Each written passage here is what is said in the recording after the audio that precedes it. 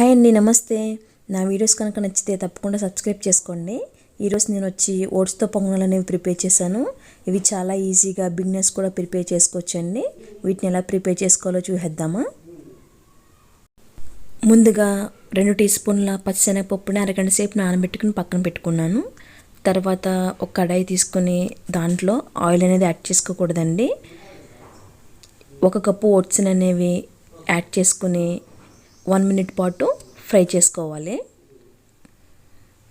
ఇలా ఫ్రై అయితే సరిపోతాయండి. వీటిని తీసి పక్కన పెట్టుకోవాలి. తర్వాత అదే ప్యాన్లో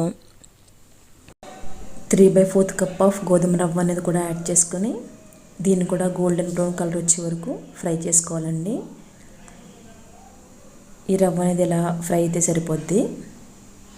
ఈ రెండింటిని ఒక ప్లేట్లోకి తీసుకుని చల్లారిన తర్వాత ఇలా గ్రైండ్ చేసుకుని ఇలా ఫైన్ పౌడర్గా చేసుకుంటే సరిపోద్ది.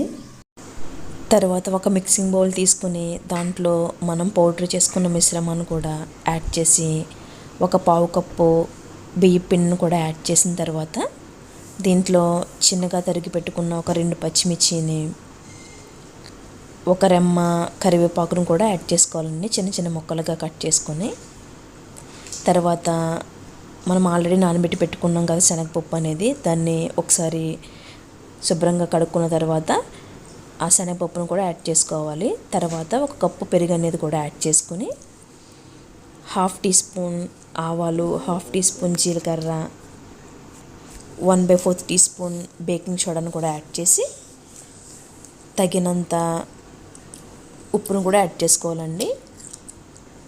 ఫస్ట్ మీరు 1/2 టీ స్పూన్ సాల్ట్ అనేది యాడ్ చేసుకుని తర్వాత ఒకసారి ఉప్పు సరిపోతే తర్వాత మళ్ళీ యాడ్ చేసుకోండి.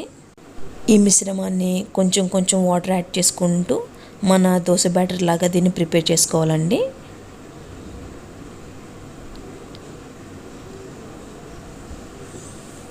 ఇలా కలుపుకున్న తర్వాత మనకి బ్యాటర్ అనేది ఈ కన్సిస్టెన్సీలో ఉంటే సరిపోద్దండి.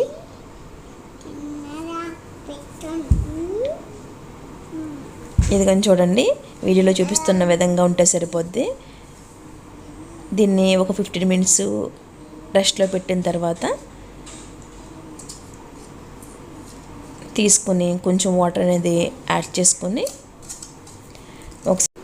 ఒకసారి మొత్తం ఇలా కలుపుకున్న తర్వాత సాల్ట్ సరిపోతే యాడ్ చేసుకోండి.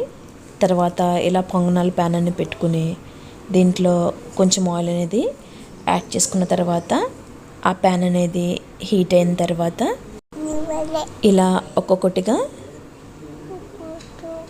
ఈ బ్యాటర్ అనేది యాడ్ చేసుకోండి. దీన్ని మనం ఫుల్గా బ్యాటర్ అనేది యాడ్ చేయకూడదండి. ఈ పొంగనాలు అనేవి పొంగుతాయి కదా, నెక్స్ట్ మనం తిప్పడానికి వీలుండదు. ఇలా మొత్తం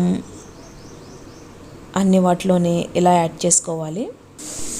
ఈ పొంగనాలు అనేవి చాలా బాగుంటాయండి. మనం పచ్చిశనగపప్పు యాడ్ చేసాం కదా, అవి మధ్య మధ్యలో తగులుతూ టేస్ట్ అనేది చాలా బాగుంటుంది. దీన్ని మనం మూత పెట్టుకుని సిమ్లోనే ఉడికించుకోవాలండి, లేకపోతే మాడిపోతాయి, ఉడకవు. మళ్ళీ హై ఫ్లేమ్లో పెడితే ఇలా ఒక పక్కన ఉడికిన తర్వాత ఇలా వేరే పక్కకు కూడా టర్న్ చేసుకోవాలి. చూడండి ఎంత చక్కగా వచ్చాయో, మొత్తం టోటల్ అనేవి ఫ్రై అయిపోయాయి. ఇలా మిగిలిన బ్యాటర్ కూడా ఇదే విధంగా ఈ ప్యాన్లోకి యాడ్ చేసుకోవాలి. అదేవిధంగా మనకి పొంగనాలు అనేవి కూడా రెడీ అయిపోయినాయండి. నేను కలుపుకున్న బ్యాటరు 25 దాకా వచ్చాయి పొంగనాలు అనేవి. ఒకసారి మీరు కూడా ఇంట్లో ట్రై చేయండి. ఎలా వచ్చాయి నాకు కామెంట్లో చెప్పండి. ఎవరైనా ఇంటికి కొత్తగా వస్తే వాళ్ళకి త్వరగా చేసుకునే స్నాక్ ఐటెం. ఈ వేసవిలో పిల్లలందరూ ఇంట్లో ఉంటారు కాబట్టి మీరు చక్కగా పిల్లలకి ఈ మంత్లో ఒకసారైనా చేసి పెట్టండి. నా వీడియోస్ కనుక నచ్చితే తప్పకుండా సబ్స్క్రైబ్ చేసుకోండి, లైక్ చేయండి, షేర్ చేయండి, కామెంట్ చేయండి. మా వీడియోలు అయితే